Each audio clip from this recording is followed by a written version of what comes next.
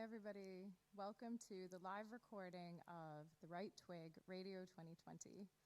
This project is a new collaboration between Fighting Words and I, a creative writing network for young people, and the Riverside and Playhouse theaters. I'm Emily Didakis. I'm one of the scriptwriting mentors with Fighting Words, along with Karis Halsell, who's been working remotely and is watching from London. Many young playwrights projects happen pairing Fighting Words mentors and theaters across the island, like the Abbey in Dublin and the Lyric in Belfast. And this is our first time working with the Playhouse here in Derry, and London Derry, and the Riverside Theatre in Coleraine. So for the last 2 months, we have been working with 8 writers from Donegal, Derry, Killyleagh, Ballymoney, Port Stewart, and Portrush. All of them have developed their own short play. All of them are ages 14 to 18. Since the pandemic is keeping theaters closed, we had the chance to explore a medium that's new to us, radio. Radio is a really special way to tell stories using only voices and sound design, so the listeners will leap wherever the imaginations of these brilliant young writers take us, from schools to barren futuristic worlds, from Italy to London, from train carriages to the inside of the internet. We're thrilled that you're joining us for this ride. So this weekend, a crew of Northern Irish directors, actors, and sound designers have gathered here at the Playhouse to bring these scripts to life. They've all been brilliant, adaptable, and committed, and we're incredibly grateful for their hard work and taking on this challenge. This is just a step in the process, though. Today, y'all get to be flies on the wall for our live recording session of the actors voicing these characters. The sound design that's coming together behind the scenes is literally otherworldly. We cannot wait to share it with you when these plays have been produced in full. For tonight, or for today, it looks like night in here. For today, you just get a chance to focus on the incredible writing that these teenage writers have created for us. So first up, we have Undercover Punks by Natasha Manganaro. Natasha is age 18. She's from Killyleagh, County Down. Natasha grew up listening to music varying from rock and roll to musical theater, and her piece mainly focuses on stereotyping. Natasha believes there's no definitive box to place someone in, and being a combination of different skills and passions can be a beautiful thing. Diversity exists if we open our eyes to it. And she would like to share just a few words of wisdom before you listen to her piece. Always stay yourself. Your authenticity shines through like a diamond in the rough.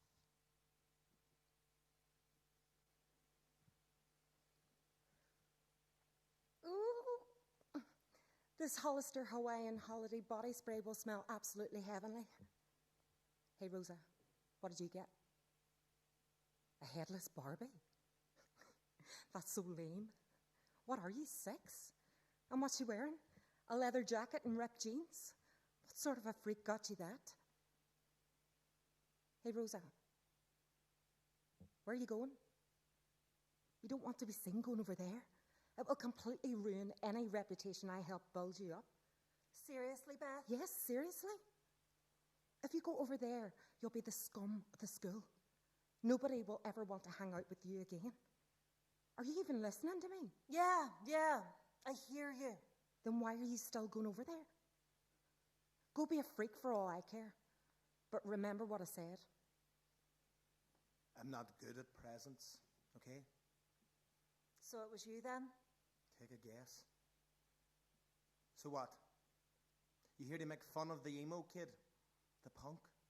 Save your breath. I've already heard it all. Not at all. Rosa. Cole. You know, you're not as bad at buying presents as you may think.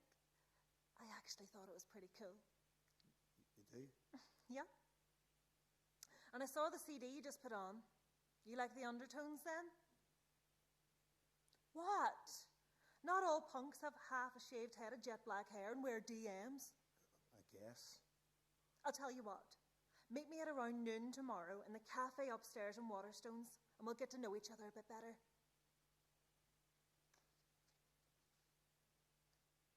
Hey, happy Christmas Eve.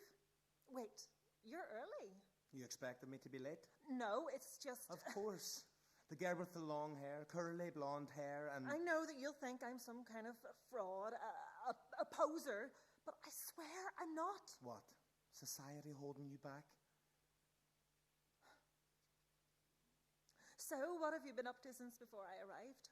I was just about to add studs to this new leather waistcoat, then paint a runaway patch later on. You know the band? Sick? Of course I do. Their song Dead End Justice is a real cherry bomb. I know, right? Well, anyways, what are you doing for Christmas this year? Oh, nothing, really. I think my parents are ordering in a Chinese. Well, I have a proposition for you. Now, this is a no strings attached, no terms and conditions offer, but would you like to come over to my place for Christmas dinner? I'd love to. But my luck doesn't exactly go down well with others. You'll be okay. My folks are really open-minded. Right. And your family? Will they be okay with you ditching them on the holiday? They won't care. This is going to be so amazing. Here's my address. So, I'll see you tomorrow. Now, why waste a perfectly good trip to Waterstones? Shall we browse? We shall. Well, that could have gone better. It's going okay. Are you serious? Your dad totally hates me. I told you my look doesn't exactly go down well with people. Your look is fine. You're forgetting that I own and wear the same kind of stuff as you. You just haven't seen it because you've only ever seen me in uniform. I'm essentially an undercover punk. Look, my dad probably just didn't expect you to be such a strong character. He'll warm. Like hell he will. I know this charade, and it ends the same way every time. I should just leave while I'm ahead. Just because you've had some bad experiences in the past doesn't mean they always will be. And my dad really appreciated the wine you brought. I just hope your parents didn't catch you. Now, you brought your guitar, and it's not doing much good collecting dust in the corner. True. Actually, I wrote you something. What? You know the water is rising, the breeze is blowing. There's something in me that I can't ignore. It's called fire. You brought it out of me and into my heart, where you stay forevermore. You brought it out of me and into my heart, where you stay forevermore. Cool. That was beautiful. And just in case that wasn't enough, close your eyes. Open. Oh, my word. An R5 guitar pick necklace. They were the first band I got into. They're so underrated. Oh, and I got you this. A studded leather cuff. This is genuinely the coolest thing someone's ever got. Turn it over. Cool is just a diamond in the rough. Mm-hmm. Thank you. Come here. You know, it's weird. I always assumed that explicitly alternative people were, well, not straight. Now, who in their right mind ever said that I was straight? So you're... Shouldn't matter. All we do by assuming is reinforce old stereotypes.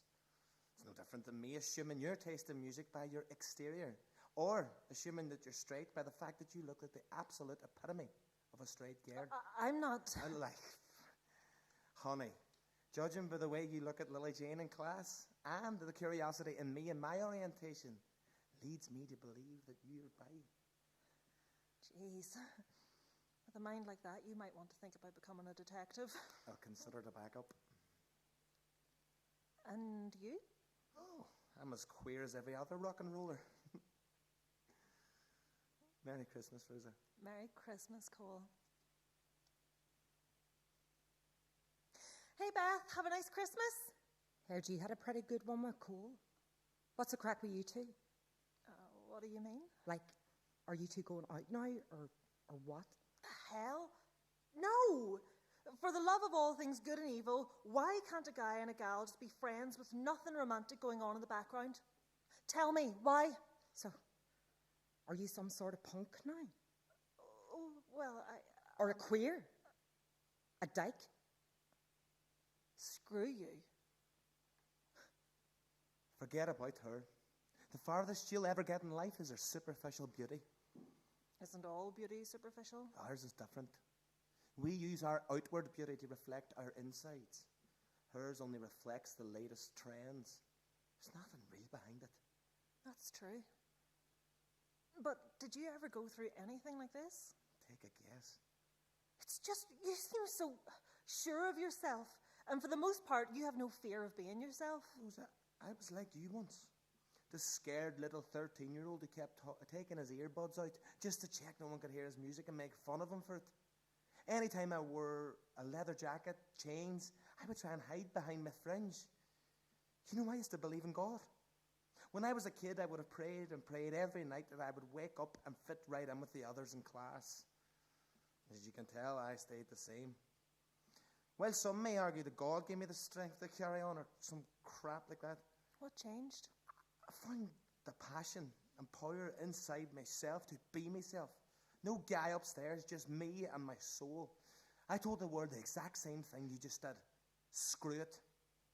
And that reminds me. Hey, Beth, check this out. Cool.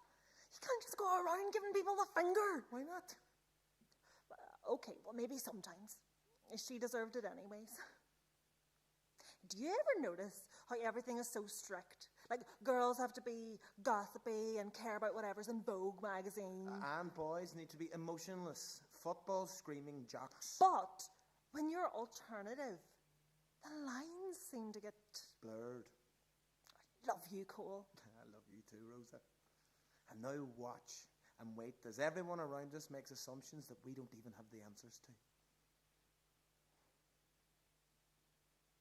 So my mum was asking about you. Oh, yeah? What does she want to know? Okay, enough with that. Not everyone is going to look at you and hate your guts. You're a good guy, Cole. You're a good guy who just thinks he's a screw-up, that you're failing at life, but you're not. You're actually winning. We both are. Just having the balls to be ourselves is the most rebellious thing we can do, so stop putting yourself down like this. Oh, well, excuse me for having a hard time unlearning certain things that have been conditioned into my brain since before high school.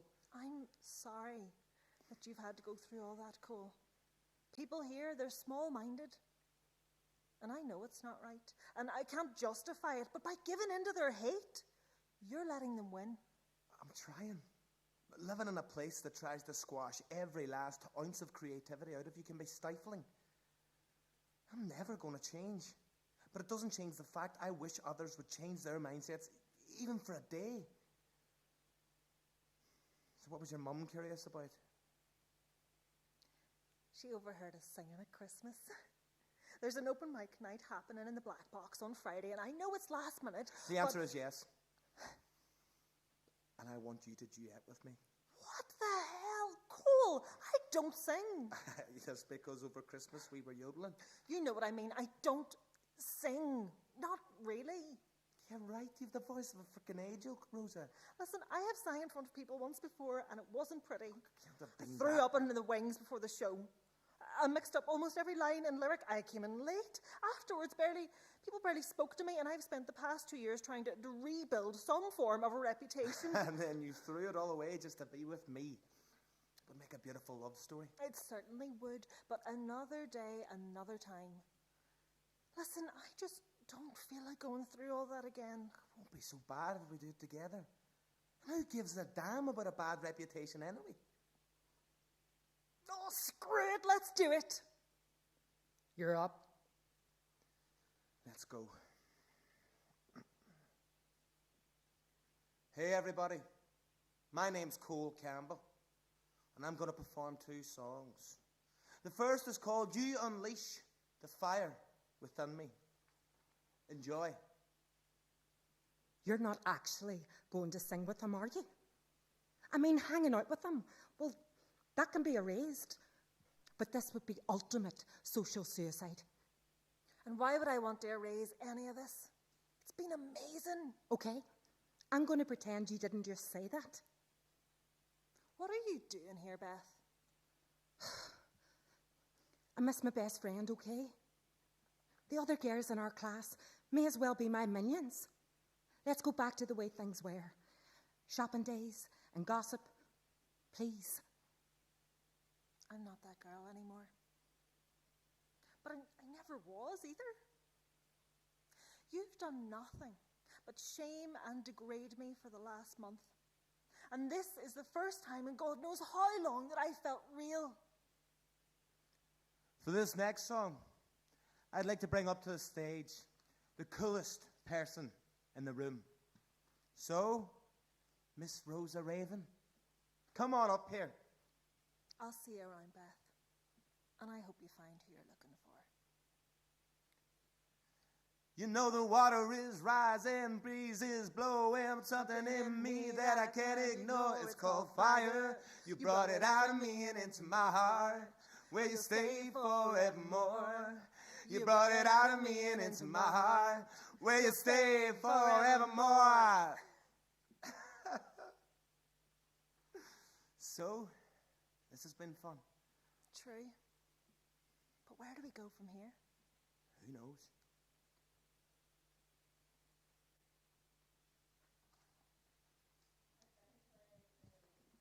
Silent by Sophia Brock. Sophia is 14. She lives in a town in Donegal called Buncrana. Sophia got the idea for Dead Silent a while ago, randomly, she says, and she thought it would be really fun to make it into a radio play.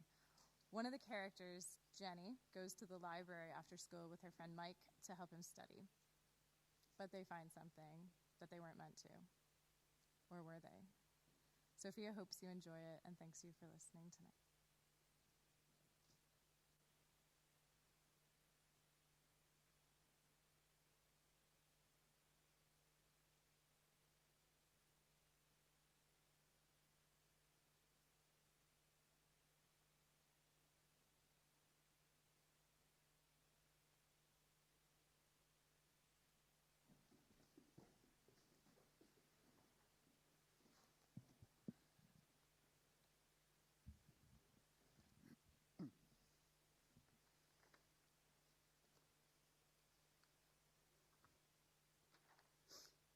Hey, Jenny.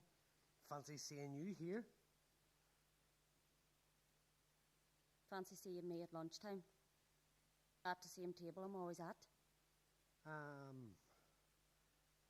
So studying, huh? What do you want?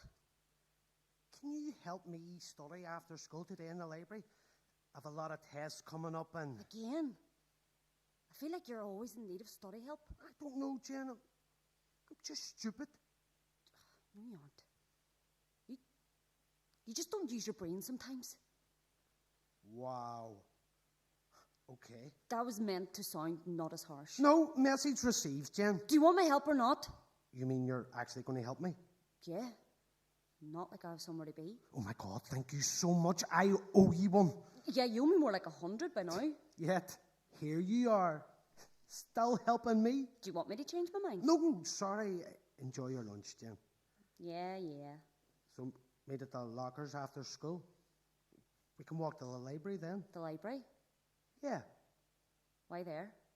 because it's quiet and no one goes there. We could just go to my house. Jenny, your mum hates me, and you said it's always awkward if I go to your house. Why do you hate the library so much? I don't. Just don't know why you're so obsessed with going there. I'm not obsessed. You're just being weird. No, I'm not. Fine. Go to the stupid library. Okay, so meet at the lockers? Fine. See you then, I guess. Hey. Hi. So, library? Yeah. What do you even need help with? Oh, you know, just English, maths, Spanish, technology, theory. Okay, I'll stop you there. What are you failing? Science and maths. Okay. Well, let's work on those for today. We can do the other stuff some other day. You shouldn't overwork yourself. Okay, fine. It's a good idea. I need to study science and maths as well, so works out well. Oh, are you behind? Maybe a little. Oh, wow. For once, you aren't on top of your work. Yeah, whatever. At least I'm not as behind as you. Ouch. Sorry. Here, Let me get the door. Ladies first. Oh, God. What's that smell? Did homemade McChowder again? No, this is worse. I'll go open a window. It's dark already. Wow. Yeah, I was just about to say that. It's only 4. School feels so eerie at this time of year, doesn't it? What the hell, Jen? There's someone over there. What? A dead person. Okay, good one. I'll go and open the window since you're too busy playing pretend. No, seriously? Ah! What the hell is that? A dead body, stupid. Is it a prop? I don't think our school's drama department has that big of a budget for this to be a prop. All right, calm down. It even looks fake. I'm going to touch it to show you that it's a prop. Probably silicone or... Ah! Is it real? Yeah! Oh my God, what do we do? I have no idea. I can't breathe. Oh my God. All right, man, just calm down. Calm down! Right, maybe poor choice of words. Let's just sit on the floor in the hall. Okay, fine. Do we call the cops? Yes, good idea. Okay, let me get my phone. Jan. Yeah? Don't freak out. But there's no service. You're kidding. I wouldn't joke about this. Maybe there's service outside. Shh. What? Shut, I can hear someone. You're right. Let's go to the lockers. Why did we run? I don't know. Try your phone. Okay. Hello? Hello, 999. What's the emergency? There's a dead body in the library. What's the location? Granite College. Okay, an ambulance and police will be there soon. Who's with you? My friend Jenny. Okay, and anyone else? No. Okay, and you two safe? I think so. Okay, can you two of you go out to the front of the school by the gates? Okay. This is so crazy. I can't believe what I just saw. Are we going to be taken to the police station? I have no idea. That's probably going to give us trauma. I didn't even think of that. Yeah. I guess they're here. Did you call 999? Yeah. Can you tell me what happened?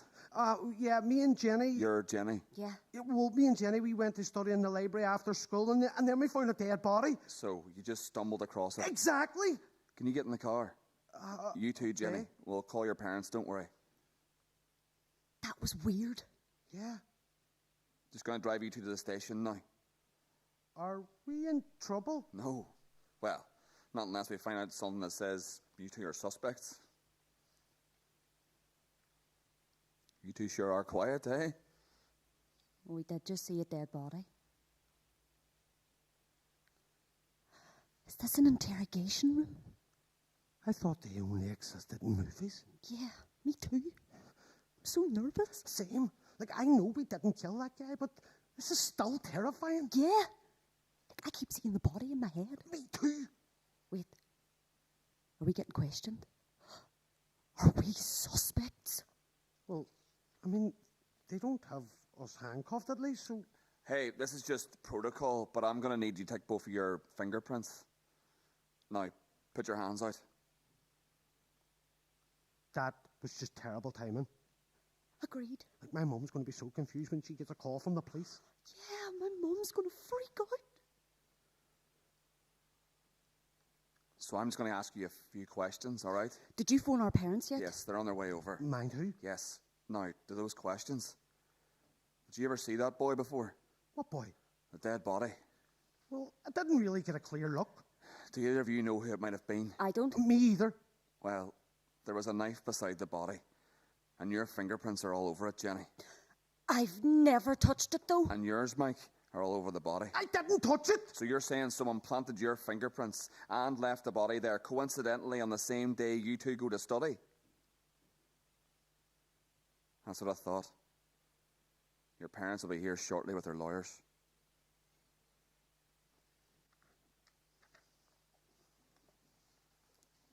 So, our next play is The Education of Achilles by Hussein Bader. Hussein is 14. He is from Dramaho, which is where he frantically scribbles his work.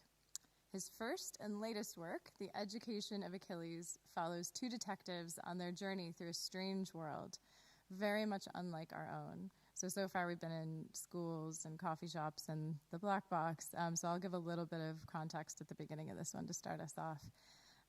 So Hussein's world that he's created is a world full of anarchy and arson, a world that poses many questions, like what does a burning library have to do with an imprisoned detective? Did that detective actually do what they thought he did?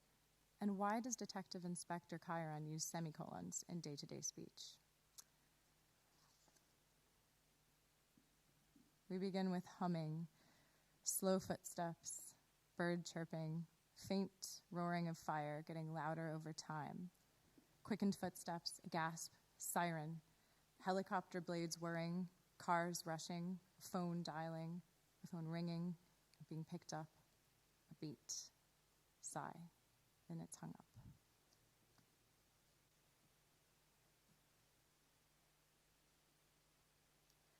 And in other news, former Detective Inspector Lysaon Thorpe has been found guilty of 16 counts of murder. His former partner, Captain Cardia Core, has issued a statement saying that were she to have remained his partner, he may not have had the mental break that caused his actions. Hello, Captain. D.I.? Reading your olds? Olds? Your new partner reads archived newspapers. New partner? Yes, D.I., that's what I came to talk about. Due to the statement Commissioner Agamemnon issued under my name, the Ministry of PR thinks we need to live up to the implied promise. No more solo cops. I would like a partner. That would be great. But this child you've brought me... I'm 28. ...is at best an apprentice. I have the same rank as you. And an insolent one at that. Or at worst, a ward. It's out of my hands. Take it up with our malevolent overlords. Good day, both. Shame about that Thorpe guy. True. I only ever had the privilege of working with him once. The Hylas abduction case. He was brilliant. Hard to believe he would go so far. Now silence, boy. Okie doke. So, what you reading there? My generation calls it a newspaper. It's the text that surrounds your cartoons. I don't read cartoons. And I'm only 7 years younger than you. I know what newspapers are. Oh, the world never ceases to amaze me. Look, I have an appointment. Stay here if you want. Don't break anything. Why is it that I can hear a semicolon in that sentence? I cannot stand you. Hey, Booker.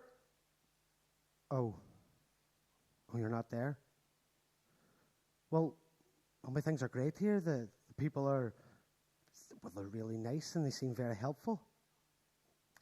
This is going to be a good new start for me.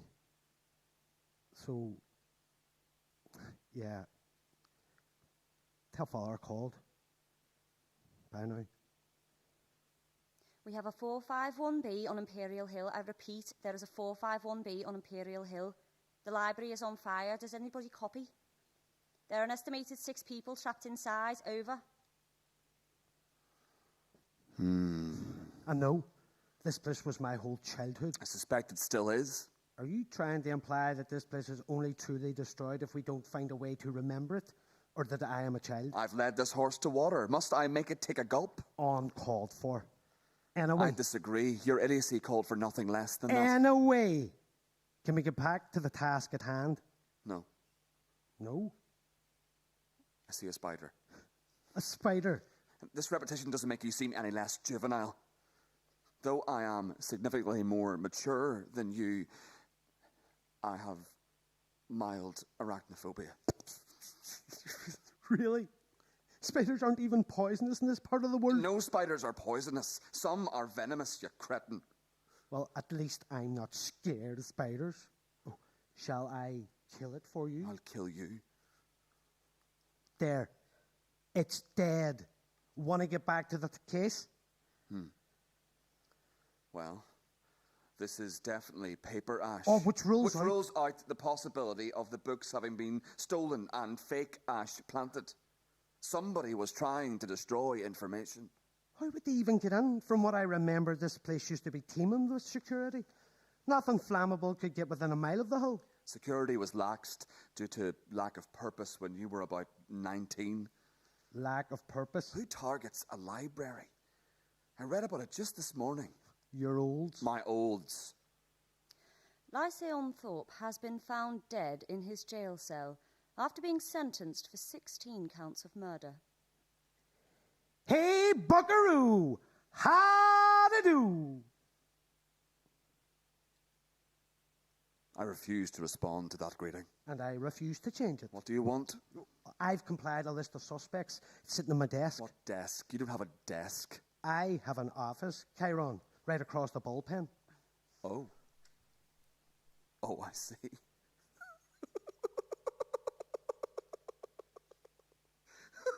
What is that ungodly sound, and how are you making it? Oh, that's Thorpe's old office.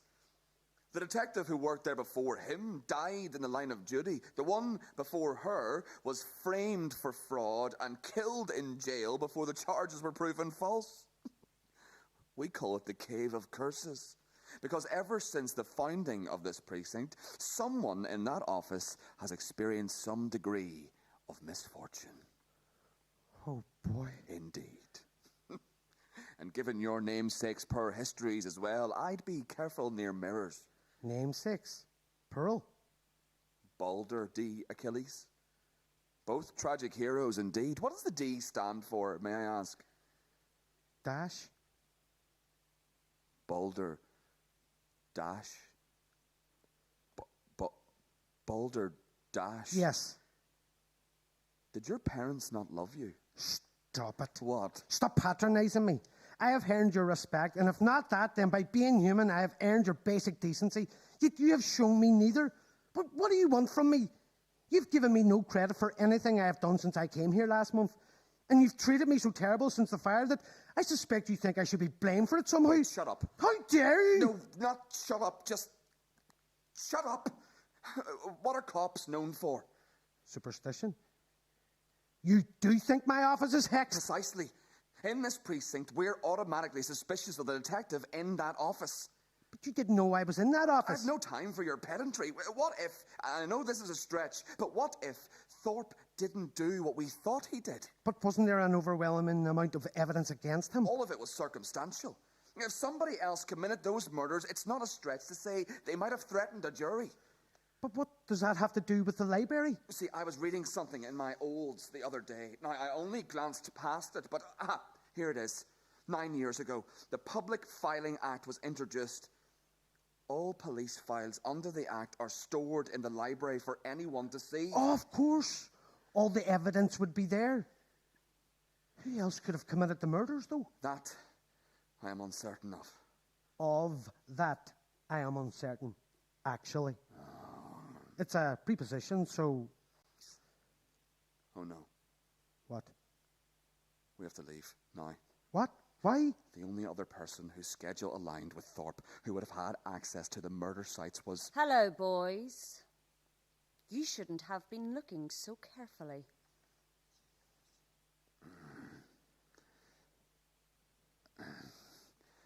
Where am I? Balder? Balder!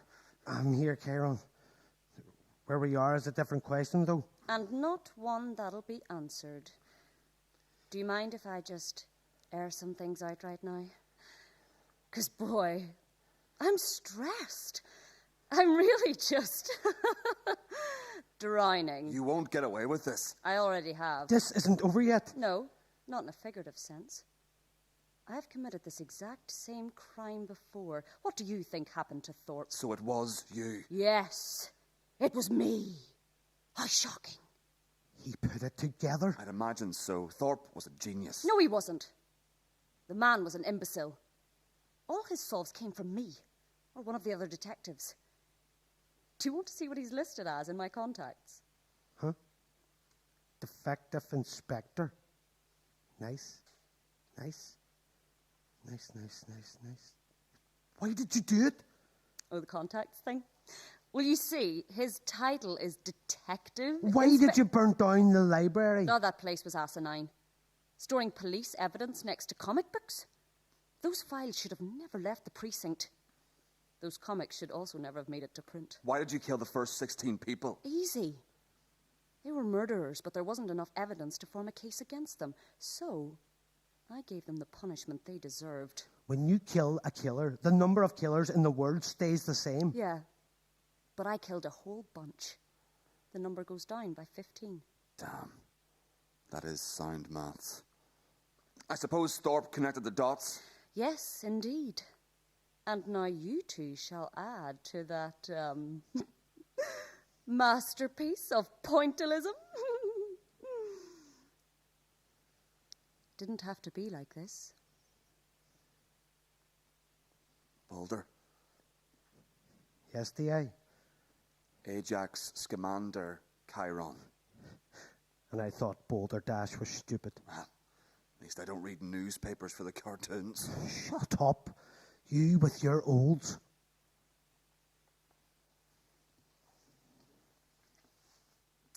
Our fourth play is Arc by Tara McLean.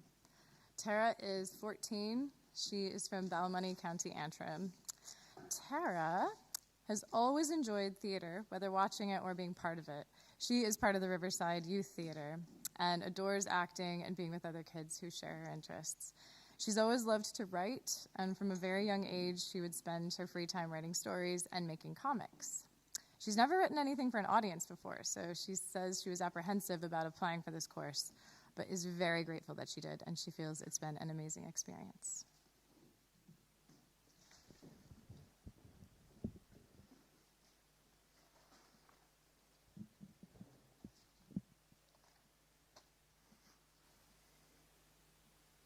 Well, that's sad, I guess. But anticlimactic, really. I don't know why they bothered put it on TV. Everyone there looks like they're having a good time. Everyone looks happy. Good for them. It's not all bad here, though. I doubt they have radiators in those big ships, but we do. At least we're warm. Suppose.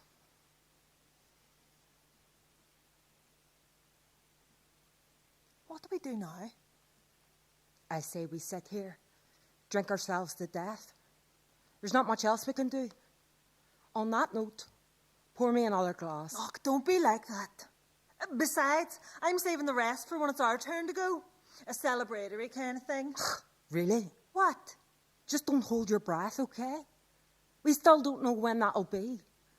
Just enjoy how quiet it is round here for the first time ever. It'll give me a chance to practice without the neighbours banging at the walls at least. I swear, Nilla. If you start playing that violin of yours at all hours of the morning, I'll genuinely go insane. I make no promises. Well, I promise I'll have your head on a spike if you even consider it. Was that supposed to be funny? Oh, cheer up. We still got our drinks, our apartment, our TV, our... Shit. Jinxed it. I'll go get the candles. You up? It's way past noon. Just about. What's for lunch? Really? I'm kidding. I just want something other than oatmeal for once. I'd probably like 90% oatmeal by now. Well, if you want to go out and get something for yourself, go right ahead. The only thing you need to worry about is the deadly levels of air pollution. It's just a regular stroll, really. Right. Just shut up and pass me the bowl. Can I ask you something? Sure. Go ahead. Do you really think they're coming back for us? They said it would only be a few days. I'd like to think so. I'd like them to come back down in a golden chariot, roll out a velvet red carpet and say, "Oh, Nuala, Rosie, I'm so sorry we left you behind. Hop aboard and we'll take you up to our magical space colony and we'll all live happily ever after." But realistically, we're going to be stuck on this lonely little rock for the rest of our lives, surrounded by the filth everyone else left behind. I'd have preferred it if you shut up after the first bit. Me too. I miss how noisy it used to be around here. There are no cars, no parties in the other flats. It seems like even the pigeons have disappeared in recent days. I think I'd even appreciate the sound of your awful violin for once. It's nice to know you think so highly of my playing. I don't want to spend the rest of my life like this, you know. It's been, 2 weeks now? Just the thought of rotting away in this block of flats for years makes me feel sick. It's not all bad, right? We've got each other. And we've got a radio. All right! A radio! A radio that won't pick up any signal. Hey, I'm meant to be the pessimist here. I guess we could give it another shot. That's more like it. Did you hear that? Yeah. There was something trying to get this thing to pick it up again, but it won't. Sorry, Rose. At least we tried, right? I can hear something. Turn it up. Hello? Hello? Is this even working? Hello? Hello? Who's this? Are you back for us? Are you... We can't hear you, Rose. One-way transmission. Oh, right. This is weird. Maybe I'm just talking to myself. I don't know. Whatever. It's worth a shot. Maybe it's just me and anyways, I found this old walkie-talkie type thing in the back of the cupboard, and I wanted to give it a go to see if somebody could hear me. So I kind of need a bit of help. See, Nan's not doing too well. I don't think she's going to make it through. What happened? I don't know. Maybe it was the signal or the power in this thing. Oh, well, fix it I quickly. can't. I don't know how. The radio is older than this flat. If I mess around with anything inside, it'll break. We could find a way to help him. Maybe if we covered our faces when we went out to find him. Rosie, or we could just find a way to communicate with him. Or even if please just be realistic for once. There's no way in hell we would ever be able to save that kid. You don't need to be the all-powerful hero for once. Just focus on your own self-preservation. All right. I'm going to bed. You and I both know it would be impossible to I'm going to bed. God! I can't believe her. She's fucking insane. Nothing I do is ever good enough for her, is it? The radio's bust, the flat's boring, the violin sounds woeful. Actually, no, that is my fault. God, I don't even know if I remember how to tune this thing.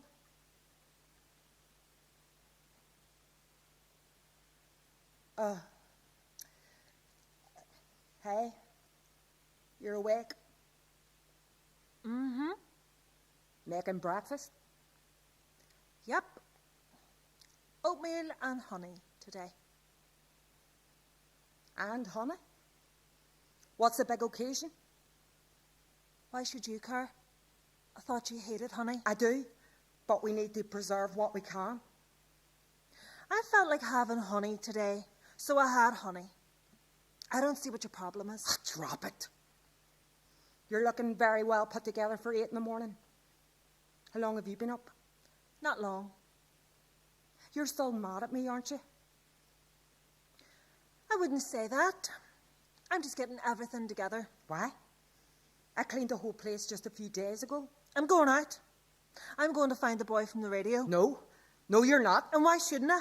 If he's out there and I can help him, I'm going to do it. What? You're going to check every house on every bloody street in Belfast?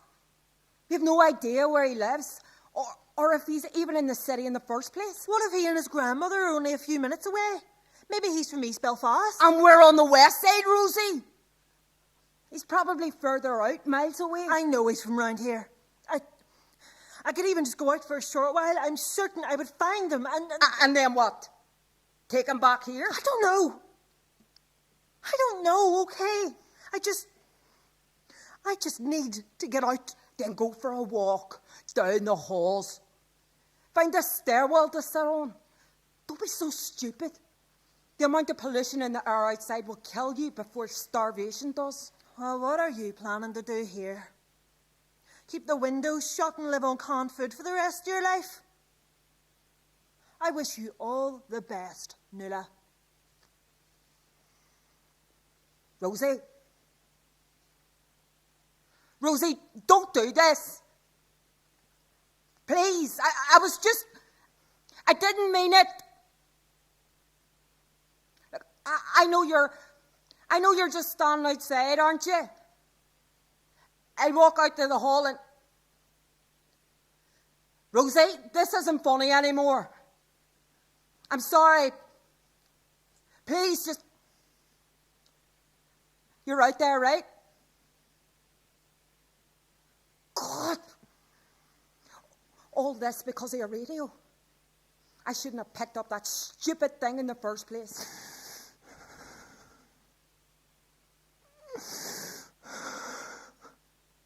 Hey. Nan didn't make it.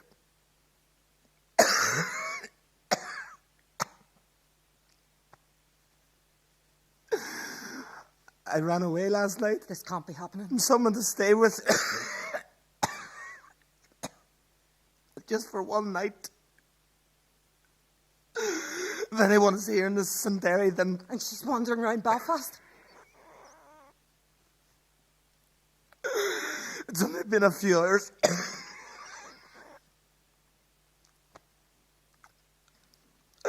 Already hard to breathe. I shouldn't have left. Nowhere to go.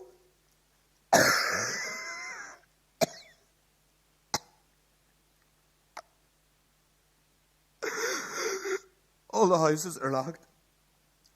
Dead quiet. Never been so silent.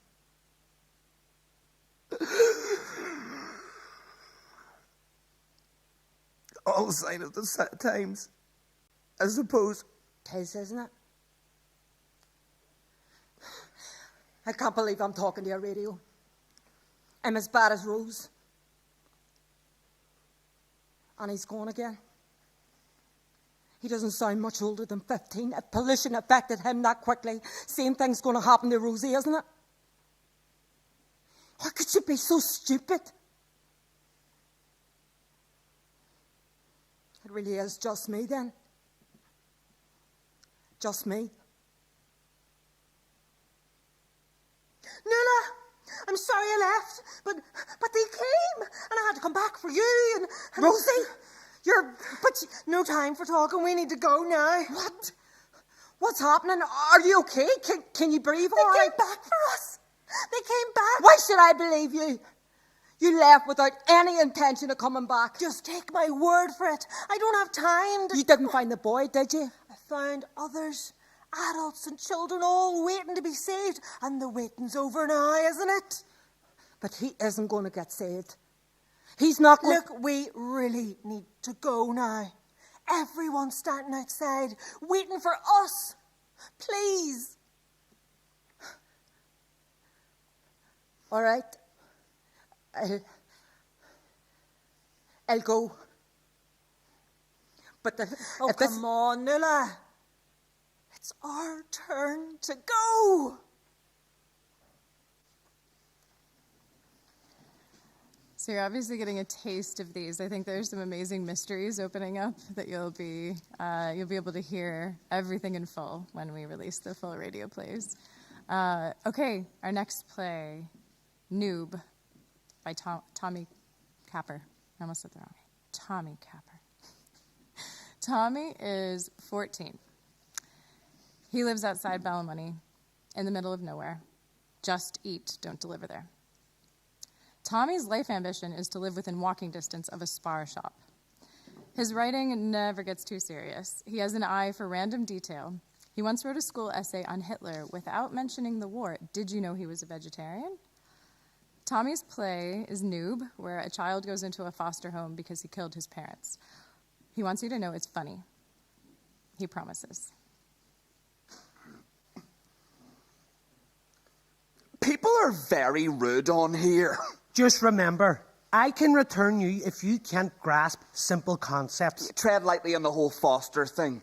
Please, just help me with this. I want to internet. I too want to internet. Just focus. What's this? Google. Wow. For a 15-year-old, you really don't know your way around the internet. Well, sorry, I don't comply to your teenage normality. My grandma knows her way around Reddit, and you don't even know what Google is. What's Reddit? We're going to be here for a while. Wow, a phone. What's a phone? You don't even know what an iPhone is. What the hell were your parents doing? You're a caveman. I told you, they didn't let me have anything. Oh, but they also didn't let you know anything. And now I'm free to experience it all. It's a weird take on the tragic loss of your parents. You know they hated me, right? You're glad they're gone? Well, it's like a prison. They were the prison guards, but now they're fired. Let's talk about something else to talk about, like online shopping. Oh, what is it? Where's the door? I want in. Click the icon, idiot. Welcome to Amazon. It's actually the Amazon rainforest. No. This is Amazon, the online shop. You see that big bar over there? That's the search bar. Look up anything you want. Oh, I want a house. Wow, it's amazing. You can buy all these things on here. You can't buy houses. Look up something smaller. How about a car? Oh, smaller. How about a toy car? I want that one. That's not a car. That's an ad for an ironing board. Interesting. That's a person. A human person. I know that. Oh, gosh. Is that a... No, Yes, it was. I saw it. it's not what you think. Why do you have a syringe You don't in your want to know. pocket? You don't want to know. No, I do. Yeah, okay, but fine. It was used to kill my parents. What? I know, funny, right? What the hell? Oh, my God. Oh, my God.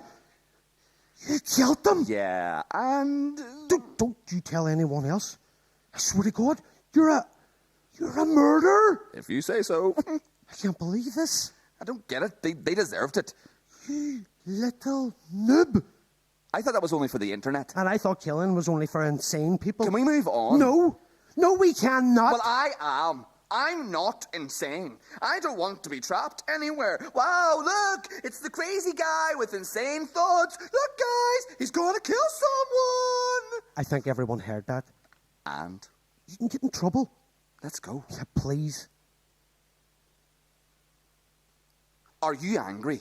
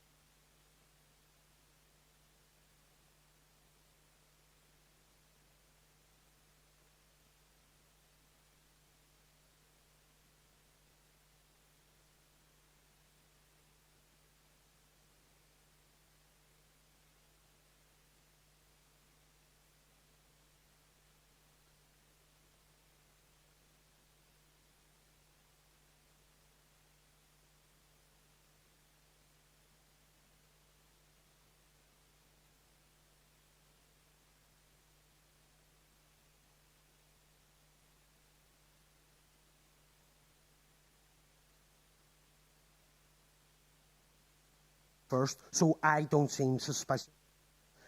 Hi, just want to open a bank account. Hello, everyone. Please, let me rob you. Oh my God! Oh no! We're being robbed! Everybody run or something! On the ground, people. Aiden, grab some money.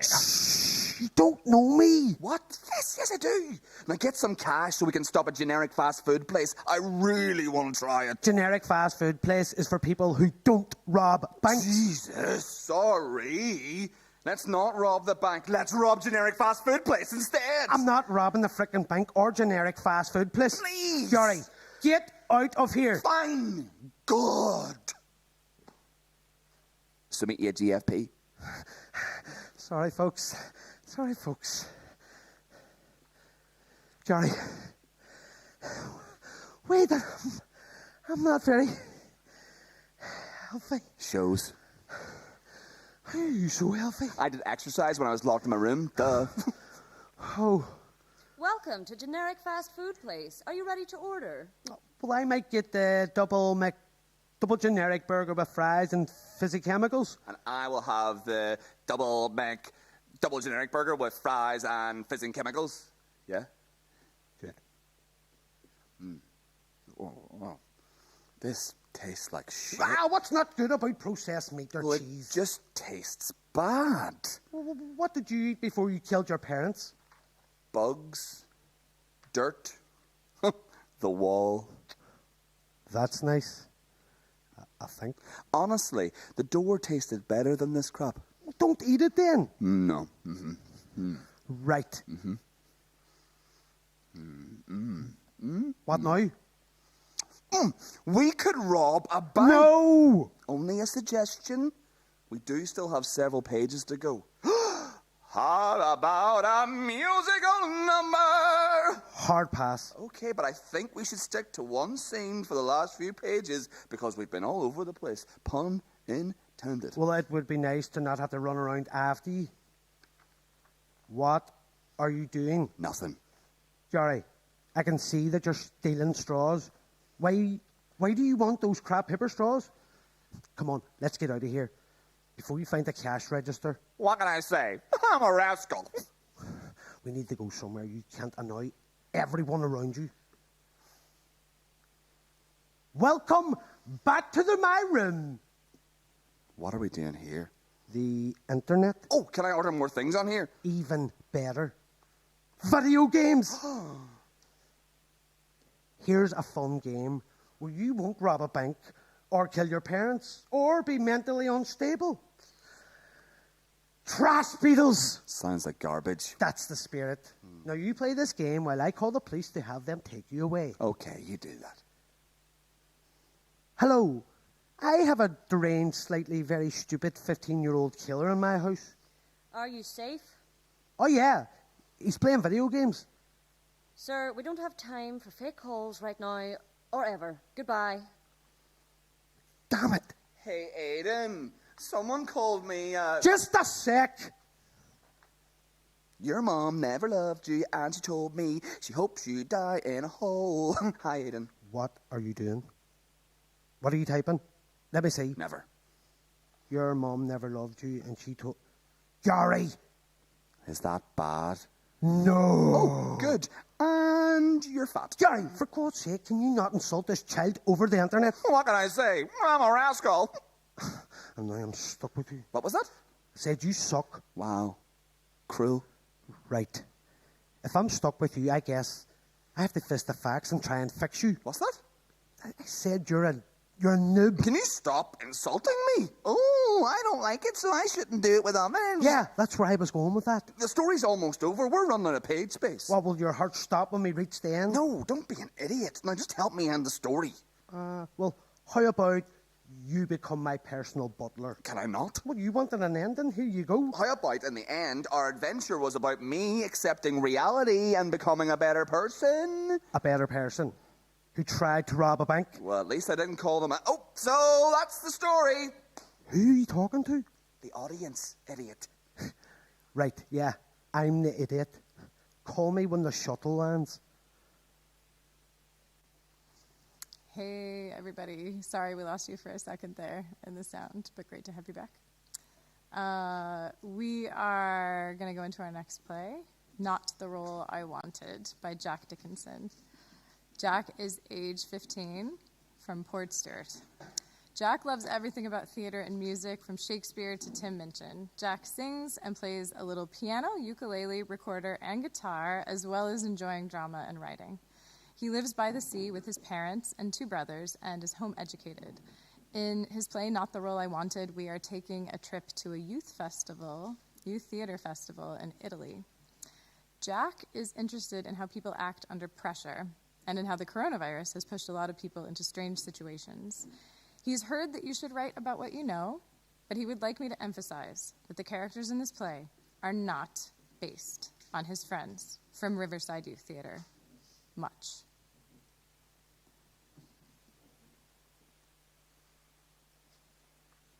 Do you really think you could save them? You're a nobody. A child. A woman child shrouded in coal dust. But what about their rights? No. That's it, Martin. This script is bloody terrible. I wish you'd never got me into the bloody youth theatre, let alone to bloody Italy in the middle of a bloody pandemic for a bloody youth festival that's not even going to bloody happen. I'm going to make a cup of tea. Do you want one? Oh. Hey, Sadie. Okay. See you after break. Clowns to the left of me, jokers to the right. Here I am, stuck in the middle with you. Hello? What are you ringing me for, Candace? Martin, I need you to come into the ladies' bathroom. What? I can't come to the girls' toilets. I'm stuck in a cubicle. Should I get an adult? With a crowbar? No! Not that sort of stuck. You know how Sadie said she needed to talk to me in the bathroom? Yeah, I thought that was just a thing girls did. Oh, God. You're so stereotypical. Anyway, not the point. She started all this drama about how terrible this play is. And she started going on and on about how much she hates her part and how Claire totally took over the writing, and now it's a disaster. Well, I've got to say, misogyny isn't the part that I wanted. Anyway, who even cares? We're probably never going to perform this thing. I'm not happy playing soot-covered child either. We can only hope we never have to perform it. The pandemic has to be good for something. Anyway, Sadie said Claire always ignores everyone else's ideas and nobody ever stands up to her. And Sadie started going on and on about how just listening to the play makes her feel like jumping off something, and why we can't do some sort of bloody comedy occasionally. Why doesn't she just talk to Claire? I know. I was about to say that. But, yeah, she ranted for like 2 full minutes, and I didn't have the chance to say anything. It was like when we were writing a bloody script, and then, the toilet flushed. What? Oh, no, there's no way. Yeah. Claire came out of the cubicle. Well, what did you do? I slowly backed into the cubicle and shut the door. I couldn't speak. I just made this sort of stupid noise. What are you going to do? What do you want me to do? Cause a distraction. I can't. They'll kill me. Eat me alive. Just like in scene 2. What if they ask me what I think of the play? I'll end up in there with you. What sort of distraction? I don't know. Set your hair on fire. Oh, just for that, I'm leaving you in there. It's been nice knowing you. We'll have a memorial concert. It'll be very moving. I'll probably cry. No! Please stay on the phone. I'm going to literally die if you don't help me. I'm going to die here in the girls' toilet, sitting on the toilet, and nobody will find my body for months because nobody will want to come in here because they'll all still be shouting at each other, and I'll never get back home, and I'll die in a toilet in the middle of nowhere, and it'll be all your fault. Okay. Let me think. Wait. Oh, thank God, I think they're going. They're coming my way. I'm getting out of here. No, don't you dare go anywhere. I'm standing behind you till it's safe. You can be tall and ignorant, and I'll just pretend to be a koala in your back until it's all over. Oh, thanks. Are we safe? They're getting talked at in the office. Should we hide in the dorms? God, yes. I need therapy. Are you okay? That was weird. Hello? Is that your mom? Yep. Hello, Maggie. Come and save us. Hi. How are you both doing? We're doing okay. Just heading to the dorms with Candace. She's a bit traumatized. Are you all right? She's what?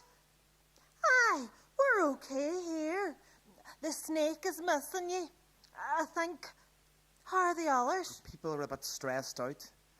But there are worse places to sit out in the pandemic, I suppose. Are you isolated?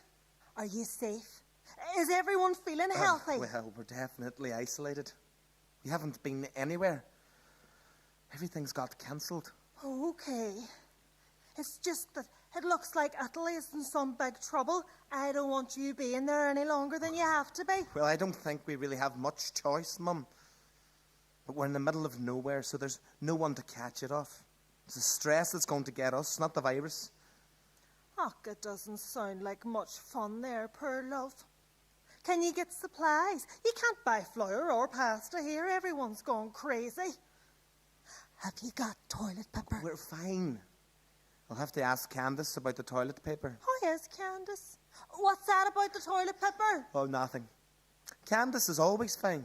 She's teaching herself how to swear in Italian. Menachia! Is the show still happening? I don't think so.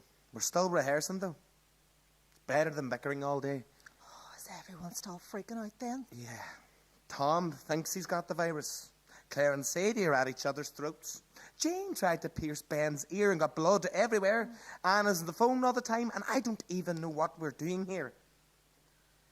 Everyone keeps dumping on me, and I really wish I didn't come. Oh, try to stay positive. But not COVID positive. Oh, don't be letting everyone lean on you. I know what you're like. And don't you pierce your ear. Mum, I won't. I've got to go. Anne wants to talk to us. Okay, look after yourself. I love you. Oh my God, Claire, just shut up. Stop rubbing your snotty nose on my sleeve. You pull me aside to shout about your problems. I didn't even think that maybe I have something to say about us being stuck here too. It's not all about you and whether somebody likes your dumb play. Just because you heard what Sadie and Candace really think about you doesn't mean you're the victim. Candace was right about you. Your play is just as terrible as everyone else's says. If the pandemic gets us out of performing it, then it's all worth it. You and your bloody, stupid, depressing, badly written piece of... Everyone dumps their stupid problems on me. Do you think you're so deep and important, talking over this whole play and turning it into some twisted, disturbing adolescent rant? As if no one else has ever had any problems in their whole life apart from you. We're all stuck here. And everyone else is doing their best, so you can shove your stupid play and your stupid problems too. Hey, Martin, make a cavlo file? Candace, I'm not in the mood. I need you to come up to the little riff outside the boys' dorm. What are you doing up there? I didn't even know you could get out there. I need you to open the window. It's slammed shut. Well, I slammed it shut. Just please come up here. I'm not going into the boys' dorms. It stinks in there. And you called me stereotypical. Fine. I'm coming your way. What are you even doing up there? I'm staying up here forever and ever. I'm so embarrassed. Don't worry. Everyone else has had some sort of drama this week. At least nobody's bleeding. Well, except them. I know, but I'm not everyone. You should have seen Claire's face when I started shouting. She was really not expecting it. Claire says you blew up over nothing. But she was being all fake. I don't like her when she's like that. It's all right. It's not really her fault. She just got me at a bad moment. It was after Anne said we weren't flying back anytime soon. I was feeling pretty... Bleh. Claire pulled me aside to cry on my shoulder about how everyone hated her play. She doesn't show people how much it gets to her. And I really wanted to help her feel better, but then she started to have a go at me. What about? What does she think you did? She says I was being all superior. It's like she thinks I manufactured a global pandemic so I could get to be helpful. I don't always want to be the one who has to listen to everyone's problems, you know. Apart from yours, of course. Sure. Thanks. I feel special. Sorry, you know what I mean. If she actually even if she just cared about what I thought, then it would be okay. But she was just using my sleeve for a tissue. And then she turns around and blames me for everything. Anyway, everything just kind of came out. She went all rabbit in the headlights. That's pretty much why I'm up here. I was kind of loud. Now I'm never coming down. I heard the door slamming. Was that you? What did you say? Yeah, that was me. Honestly, I can't remember what I said. Your name may have come up. What? Is that why she was giving me the Claire glare? What did you say there? Martin. I don't know. It all came out. Everything you said. Look, I need you to cause a distraction so I can escape into the forest. I'm going to live with the wolves. I can't believe you dropped me in it like that, Martin. This is not okay. What was I supposed to do? Not that. Seriously, I've never done that. I'd never done that to you. That stuff was not for repeating. I thought you were supposed to be Mr. Reliable. Claire was right about you. Fine. If that's how you feel, I'm done with this. Rats! Martin. Martin, I'm sorry. Martin, please talk to me. I never asked to be the resident therapist. I'm just trying to be nice in a bad situation, and then everyone ends up blaming me. This trip is a disaster, and the play is even worse. The only thing that makes it bearable is having you to talk to. Thanks, Candy. Don't call me Candy. But it's all right. What are we going to do? Stay here for a while, I guess. Wait till the saw blows over. Or we could climb down and look for a cave to live in. Can I get under your blanket? I've got biscuits. This can be our cave. It's nice up here. Nice view. It feels safe. Peaceful. Thanks, Candace.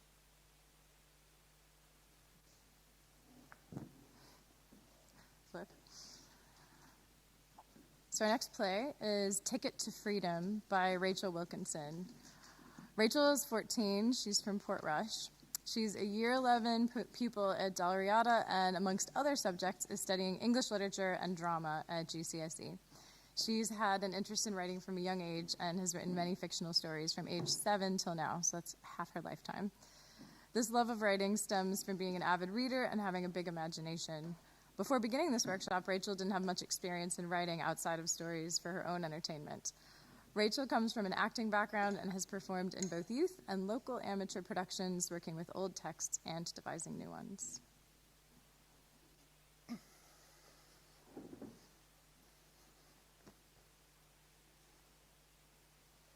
Ethan Stewart. Did I know him well? You could say that.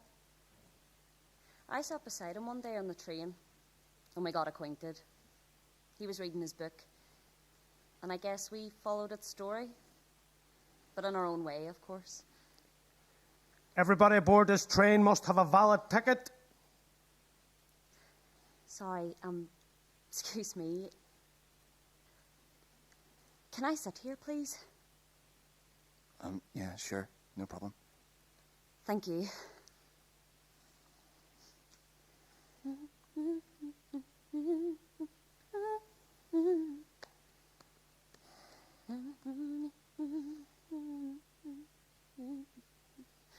So you go to Dundonald High, right? What? Sorry, that makes me sound really creepy. I recognise the uniform, that's all. I used to go there. Cool. It's going to be harder than I thought. Right. So what are you reading? What? Oh, this? Right. It's called The Forest Between Worlds. It's one of my favourites. That sounds class. What's it about? Well, basically two characters who don't fit in their respective worlds meet in a kind of space between where they can be themselves, and by the end they basically fall in love. There's a really dramatic plot twist and lots of things in the middle, but that's the gist of it. You might like it. If you like that kind of thing, it's one of my favourites. That sounds amazing. I'll definitely check it out. I'm Cassidy, by the way. You can call me Cass, though. Oh, Cassidy.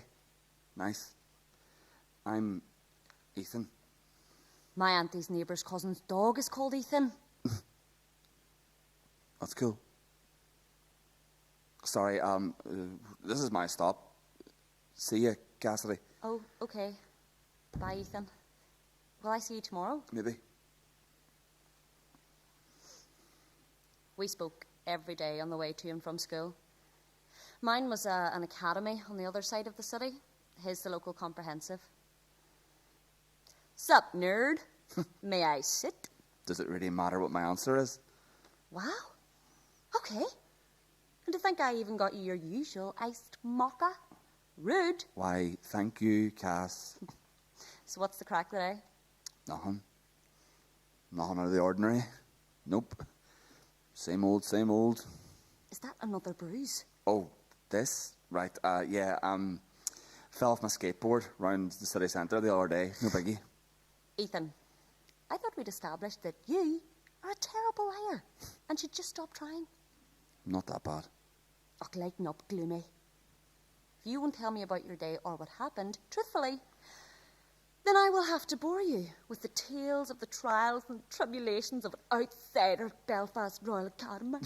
I would actually much prefer that. Well, first of all, Alicia Barrett-Joy. Who even has a name like that? Triple-barreled.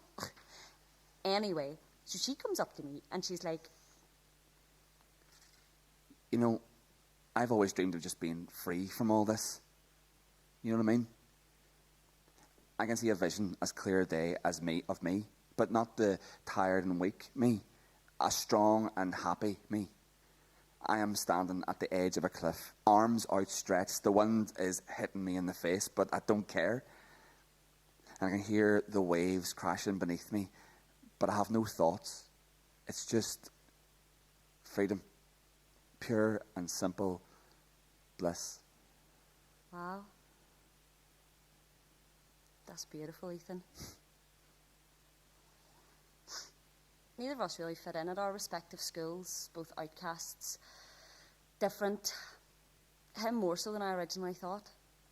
You all may have labelled Ethan as a troublemaker, especially at school. Ethan was a fighter, but not in the way you all labelled him to be. Labels are interesting. Some say a label defines what you've done in your past. None realise they also define your future. And so Ethan was labelled a troublemaker. Whether he was or not is for you to decide. I'd already made my decision. Cass, trust me, it's fine. Just relax. How was your day? Ethan, don't you dare act like nothing has happened and just ask me how my day was. You're covered in marks and bruises and there's blood on your face. Dripping blood on your face. Are you not even a wee bit concerned? I'm more concerned about you having heart failure over a few scratches. A few scratches, Ethan. I swear, if you don't tell me what's Look, going on... I said it's nothing. I don't want to talk about it. Your stop's coming up. Okay, fine. Bye. You stupid. I just had the head on the phone. Another fight. You walked out. I can't believe you. Take time off work. Why can't you just... I know. I'm sorry. It's just that... Just save it, Ethan. You need to grow the hell up. Really? So you don't think we're both too old for our time? Shut it. You're so reckless. You don't even have thought for others. I don't have a thought for others. That's rich coming from you. Enough. How deal with you tonight. Great. Just great. Ethan had always had an interesting home life. Nothing that I knew a great deal about, of course. His parents were often busy with work, leaving his older brother Aidan to fit the mould of father and mother. Thank goodness, I thought you weren't coming in today. Nope. Aidan wouldn't give me a break. Said he wanted to take me to school himself, be late to work and everything. I dipped when he went back inside for his coat. What? You just left? That is the point of dipping, yes. Don't try to be smart. It's not a good look on you. Oh, thanks. Seriously, though, Aidan and your parents are going to be worried sick. You can't just leave. They'll think you ran away or were kidnapped or murdered. Relax. Besides, Aidan doesn't actually care that much. Why is Aidan going on and not your mum or dad? Oh, right. Well, Mum and Dad are super busy with work, you know. Late nights in the office and stuff. Oh, right. Yeah. I know how that feels. It sucks. About tomorrow. Ethan often had crazy ideas, but would never act on them. He described to me his safe space, where he was free. I know now that he needed that freedom more than he let on. And we're actually doing this. No joke. Actually doing this. No joke. Okay. Have you got everything in your bag? Change of clothes, water, food? Yes. Have you? Of course. Hey, don't worry. You trust me, right? And so we ditched the school bags and PE kits and headed for this place. We turned Ethan's imaginary space into reality. We went to freedom. A place where we could just be ourselves. The train had been this space for the last year. Our ticket to freedom. But we needed something bigger, better. And so off we went. Woo! Can't believe we made it! Is this how you pictured it? Somehow even better. This is what I've always imagined freedom to be like since I was like 10. Surely when you're 10, you're the most free. Like you're old enough to do things, but your parents still handle everything. That's when you can just be a kid. Well, I didn't have the same experience. Oh? How come? Well, you know how you asked me yesterday about why Aidan was the one taking me to school? Yeah? That's because... Can't believe I'm actually about to say this out loud, but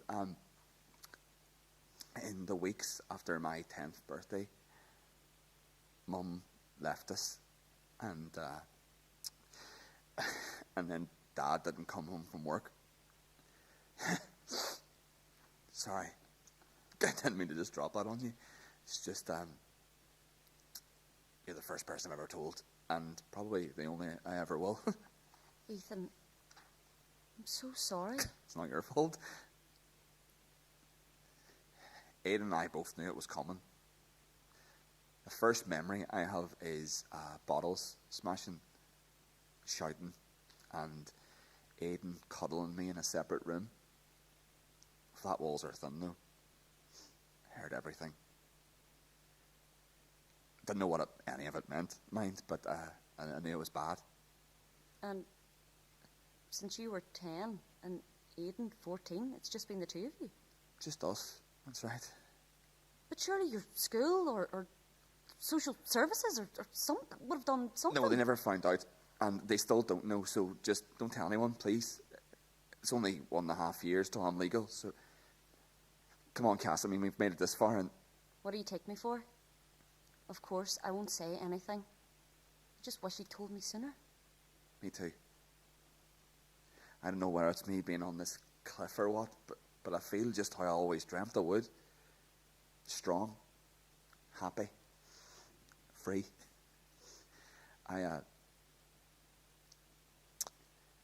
Cass, you're the best thing that's ever happened to me. You know that, right? And you me? I don't know where I'd be if you hadn't forced your way into a seat beside me on the train. Actually, why did you do that? I mean, of all the people, you chose the kid with cuts and bruises all over him, wearing headphones and reading a book. Like, come on. Well, I wasn't going to tell you this, but considering you know... Shared my deepest, darkest life secret. Yes, Yeah. thank you, Ethan. I guess it's only fitting. I've had a crush on you for the past year. A little louder. Sorry, I just didn't quite catch that last bit then. We both know you heard me. Well, what do you think? What do you think? What an excellent question. How about I raise you a question? Huh? Cassidy Rose Burke, will you be my girlfriend? Do you even have to ask? Of course. You could say we were like the characters in the book Ethan described to me on the first day we met. Two characters who don't fit in their respective worlds meet in a kind of space between, where they can be themselves, and by the end they basically fall in love. There's a really dramatic plot twist and lots of things in the middle. I mean, that much was true for us. We both didn't fit in. We found our space between. We were able to let go. There were lots of things in the middle. It took a while for Ethan to build up his trust in me. But when he did, we fell in love. I guess our dramatic plot twist was Ethan's disappearance the next day. No, I don't know where he is or what happened. But I hope he got his ticket to freedom. Is that everything, officer?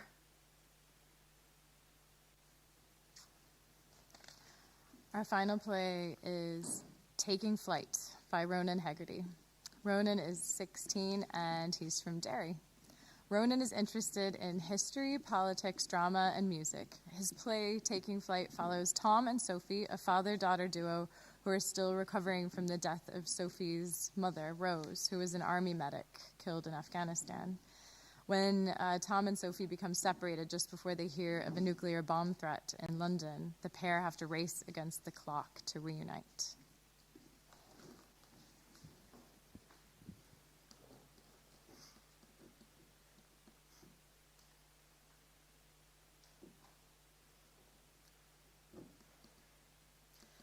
Phone, money, is that everything? Don't forget your coat, of course.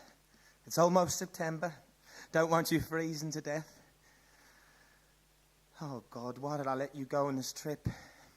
London is 65 miles away from Brighton. It's such a huge city. What if someone took you or hurt you I know. You don't need to worry so much. It's bad for your health, you know. Hey, I'm the one who's supposed to be worrying about you, not the other way around. I know. Can you believe this is my first trip ever by myself? I can see. You've been planning it for weeks. Every detail is so well thought out. But just remember, if you get in trouble, go to the National Gallery and call me. I don't care how far I have to go. Well, if I'm going to be a journalist, I'll be traveling all the time, so you won't be able to come and help me if I'm halfway across the world. I would find a way. Whatever, Dad. Sometimes I wish you were more relaxed, like our Mum was. I am so sorry, Dad. It's okay, dear.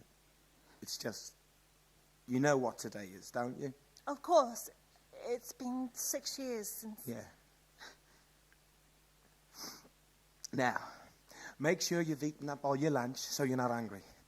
We won't be eating until dinner. Do you want some tea? Sure. As relations begin to deteriorate further with North Korea... Do you think there's going to be a war? God, I wish I'd have bought that 24-pack of kitchen roll I saw when I was doing the weekly shop. Dad, don't be ridiculous. There's not going to be a war.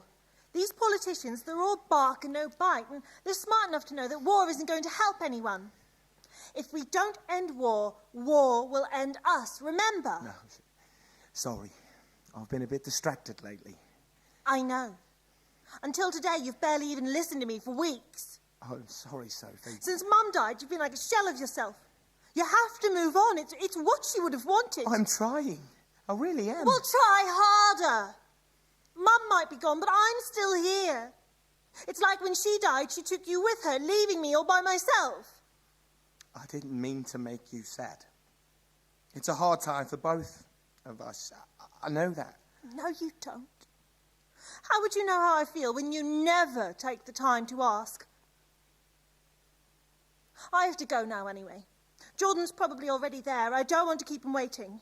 Sophie. What? I love you. Bye.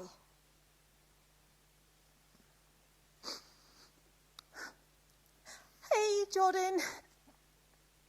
Yeah, don't worry, I'm doing great. I'm so excited for today. I love London so much. We're going to see everything. Big Ben, London Bridge. Plus, it's going to be my first time on a train. Yeah, ever.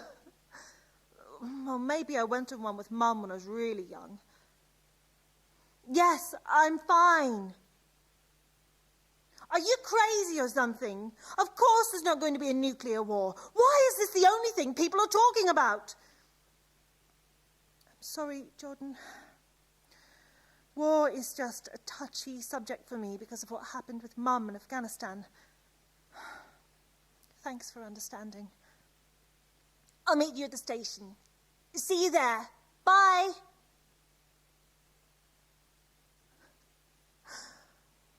I missed you, Mum. I still have the dove bracelet you gave me. I'm going to see the world and be free, just like we always talked about. I know I'm going to see you again. I just don't know when.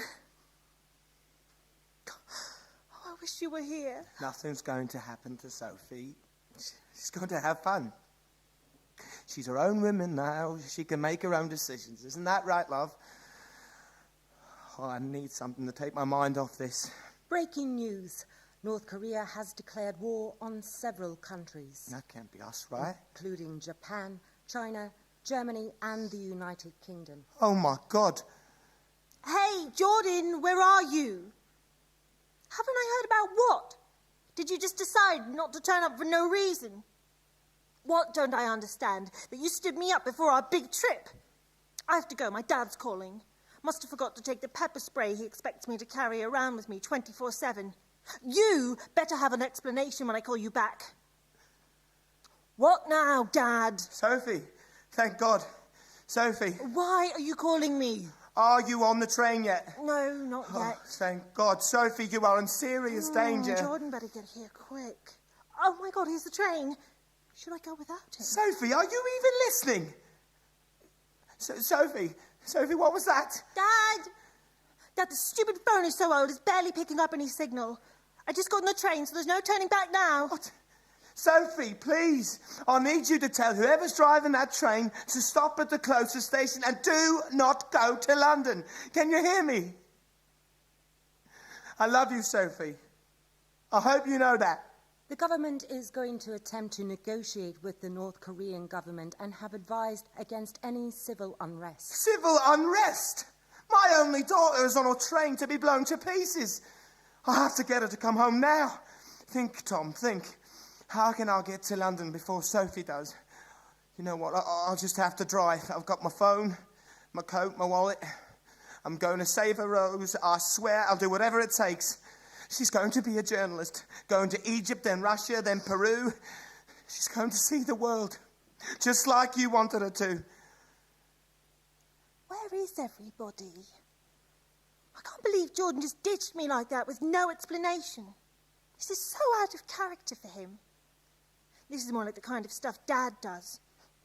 Remember when I couldn't go to Sarah's 8th birthday party because he was scared there'd be a super volcano eruption in Iceland, spewing ash and rocks for hundreds of miles? God, he can be so crazy sometimes. But at least he cares. I shouldn't be so hard on him. His heart is always in the right place. God, London is so far away. It must be nearly halfway there. It's an hour and a half drive. I've been driving for 20 minutes.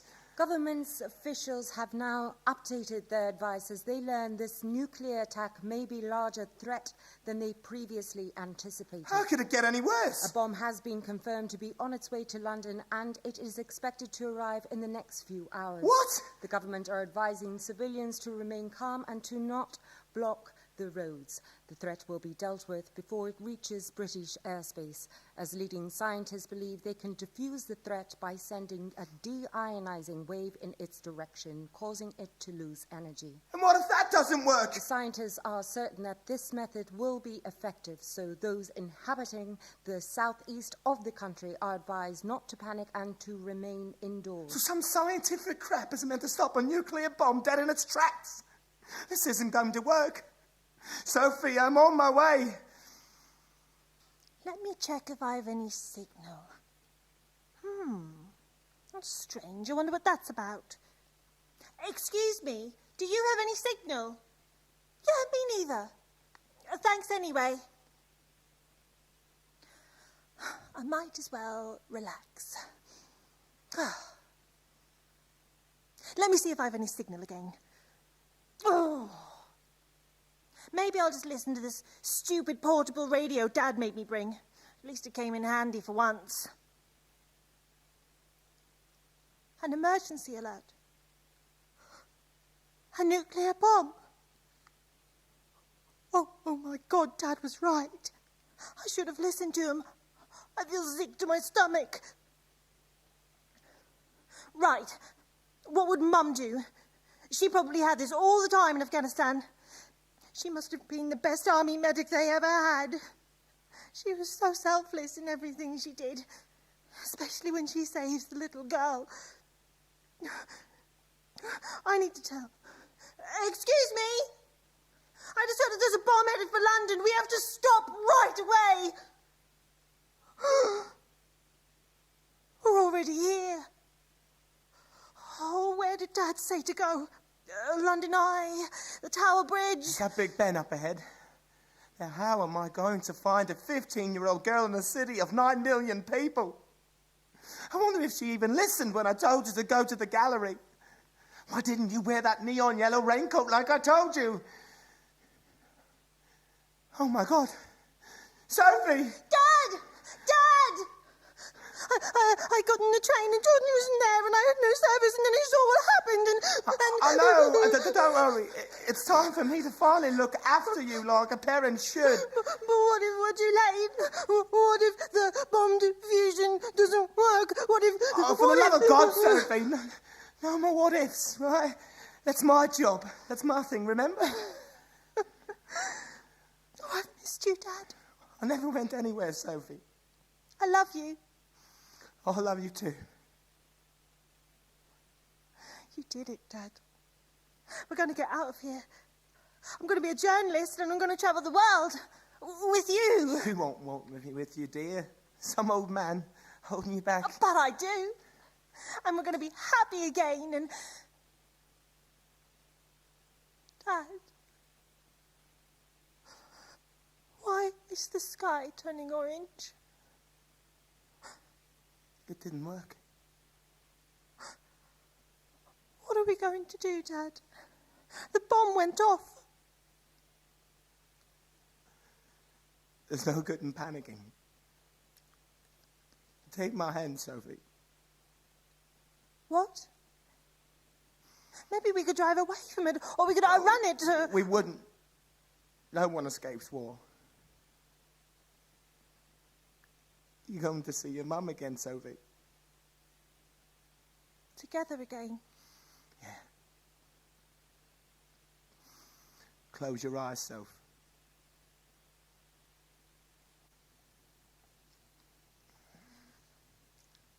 Thank you so much for joining us for this live recording. Like we said, this is only a sneak peek of the full radio plays that are going to come. And I just have to say, me standing on this black background really doesn't capture all of the energy that has been going into these plays over the past couple of days. All the tech crew from the Playhouse, all the our sound designer and directors and everyone working, and it's been a really beautiful experience. It's very difficult that we couldn't have the young writers in the room with us, but we got to Zoom with them and bring them in as best we could. So we wish you could have been here too. And we'd love to hear what you thought. So follow the link to the survey on the Playhouse's Facebook. Drop us a line and let us know what you thought. Please keep in touch with both of the theaters that we've worked with, the Riverside and the Playhouse, and with Fighting Words NI on our websites. And please say hi on social media as well. Thank you to the creative and technical team and to the writers. So let's remember, they kindly made time to write these plays in between their exams. Like we say all the time, these are the strangest times. It meant a lot for us to gather and make these plays and to hear these writers' voices. Theater will be back, and the next generation is ready for it. Keep her lit, everyone. Stay safe and take care of each other.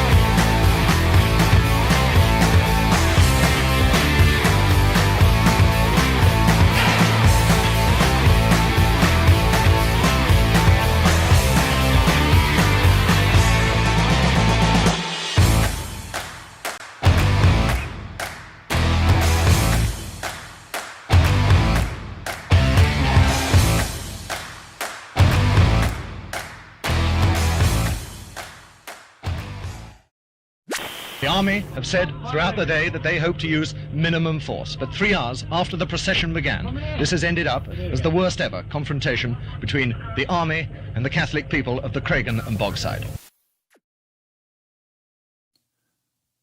The White Handkerchief. The people of a city rise to sing in innocent outrage. They move through the pallid light of familiar streets, from the embrace of loving homes, to make a cry under a brooding Sunday sky for civil rights and the recognition of pervasive wrongs. This was to be a day of peaceful defiance. This was to be a day of hope, a day to overcome. Instead, the city ignites in the charged fire of ruthless guns. A butcher's dozen left undone, with another passing yet to come. Lives and loves cut down in the heavy smoke of the Derry air. Truth and justice stolen, murdered there on the streets and the dark lanes of history. A battalion ready for anything as the marauding thief, prepared to spill the blood of innocence upon a white handkerchief.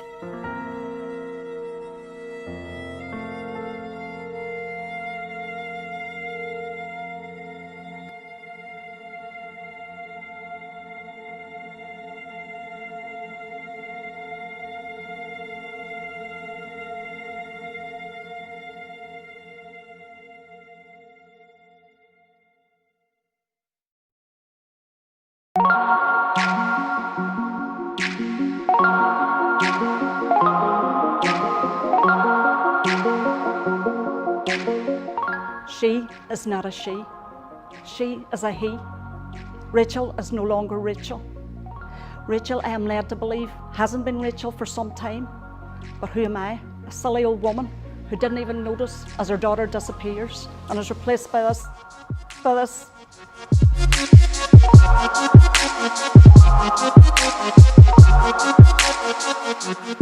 At the heart of the play is the mother's perspective. So it's what the mother is going through when her son is going through his transition. It's kind of her grief around the feelings that she feels like she's losing a daughter. And then it's about her coming to terms with her son and the new relationship that they develop. I mean, I brought her up to believe that she could be as good as any boy, and now she wants to be one.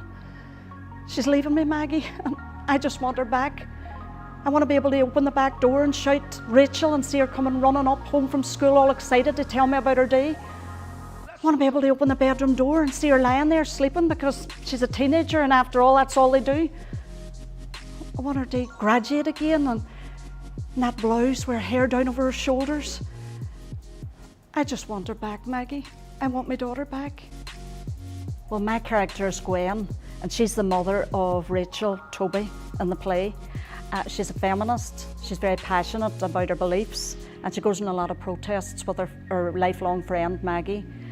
She also suffers from bipolar disorder, but at the moment when we meet her in the play, she's well. The thing I like best about Gwen's character is her passion for life and her ability as a mother. She's a great mother. She's very much supportive of her child, and she's been a single parent, reared her child on her own with the help of her friend Maggie, and she has a passion for what she believes in life and different causes. Sole Purpose Productions is a multi-award-winning theatre company. We make theatre on social and public issues. We have been going for 23 years this year. We work with marginalised and working class communities, and we make new groundbreaking theatre on issues that matter and are relevant to communities. The issues in the play are very important to me. I myself have a transgender grandson, and I was able to have empathy with the character of Gwen. Also the area of mental health and the area of just being a single parent, all of those things, and how she approached it when she heard the news, her shock. A lot of people will be able to identify with that.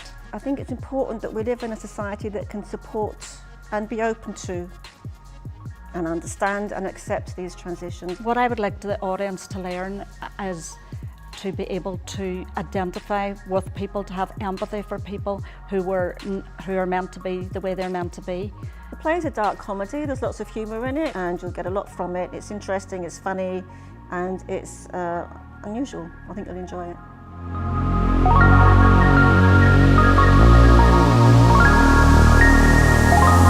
Let's go.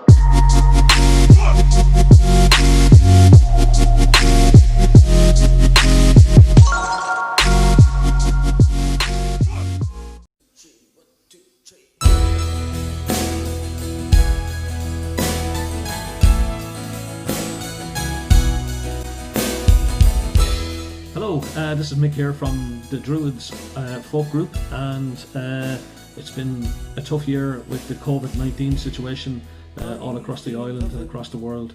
But some good news, some really good news. The Druids are coming to play at the Playhouse in Derry on February 27th. It's a show that we're really looking forward to. It's also available on platforms online as well through the Playhouse Theatre. We'd encourage people across the world, in America, and our listeners all across Europe to go online and pay a small subscription to view the show. You can also view the show later as well. That's a platform that's also there as well. So to say that the Druids are excited about this show would be an understatement. So folks, we'd ask you as well, with a very small audience, physical audience there, to get your tickets both physically and online. The Druids are back in Derry. Some of them fell into heaven, more of them fell into hell.